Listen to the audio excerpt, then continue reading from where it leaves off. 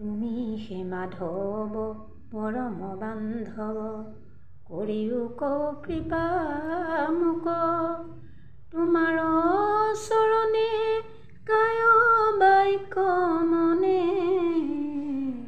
সদায়ে ৰতিমি লোক ৰূপ হৃদয়ত থাকো কহতত মুখত ৰহুক নাম সজনৰ সংগ সদা নৌকভংগ নমাগো